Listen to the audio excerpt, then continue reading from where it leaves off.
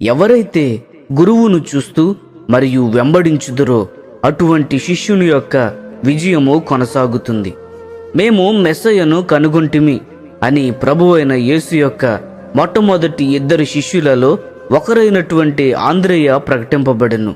Tozer తన దైనందిన ప్రార్థన ఈ విధముగా చేయును: ఈరోజు నేను మీ ముఖము చూడవలెను, నాకు ఇది చాలు, ఈ లోకంలో మరి ఏది నన్ను ఆకర్షించదు అని ప్రార్థించును. శిష్యత్వము ఈ లోకములో ద్వేషించే వస్తువుల పట్టికను రాసుకొనదు. ఎవరైతే ఆయన గురువు యొక్క సౌందర్యమును చూచుదురో ఏదో ఒకటి కాదు, మరేదో కాదు, సర్వమును అతను సంతోషముతో ద్వేషించుటకు ఇష్టపడను.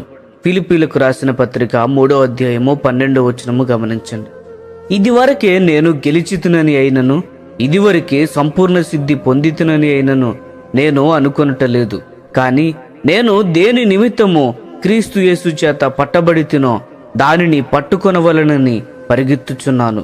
ఇక్కడ పౌలు సూచించిన దానిని అను పదము ఏమి సూచిస్తుంది? ఆ వచనమే క్రీస్తు యేసే జవాబు అని సూచిస్తుంది. లేఖనములు మనము చూసినప్పుడు దమస్కు మార్గములో పౌలు ప్రభు అయిన యేసును కలిసిన ఆ దినమున అకస్మాత్తుగా ఆకాశము నుండి ఒక వెలుగు అతని చుట్టూ ప్రకాశించెను. అపోస్తుల కార్యములు 9వ అధ్యాయము 3వ వచనము గమనించండి. కాబట్టి ఎవరైతే ఆయనను పట్టుకొనెనో ఆ యేసు పట్ల పౌలు సంపూర్ణమైన ఆసక్తిని కనపరిచెను. మరియు ఆ పరసంబంధమైన బహుమానము అనగా యేసుక్రీస్తును పొందవలనని కోరికతో పరుగు పందెము యొక్క ముగింపును కొనసాగించుచున్నానని చెప్పెను.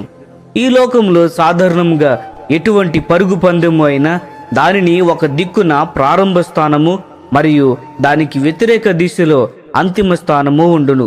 అయితే ఒక నిజమైన క్రైస్తవుడి యొక్క జీవితము క్రీస్తుతో ప్రారంభమై క్రీస్తుతో అంతముగు వరకు కొనసాగును. నీవు లేఖనములను తెలియజేయు రహస్యమును గ్రహించగలిగావా? మన క్రైస్తవ జీవితంలో ఈ పందెం యొక్క రహస్యమును ఎవరైతే కనుగొనలేరో అటువంటి వారు పరుగు పందెములో పరిగెత్తినప్పటికీ ఆ రహస్యమును కనుగొనలేరు. 1 కొరింథీయులకు రాసిన పత్రిక 9వ అధ్యాయము 24-25 వచనములలో పౌలు చెప్పెను: ఈ కారణమును బట్టి ఎవరైతే ప్రారంభించి మరియు ముగించెదరో వారి కన్నులు దేవుని మహిమను చూడలేరు. ప్రియ స్నేహితులారా, ఈ సందేశములు మీకు ఆశీర్వాదకరంగా ఉన్నట్లయితే లైక్ చేయండి, సబ్స్క్రైబ్ చేయండి, అనేకులకు షేర్ చేయండి.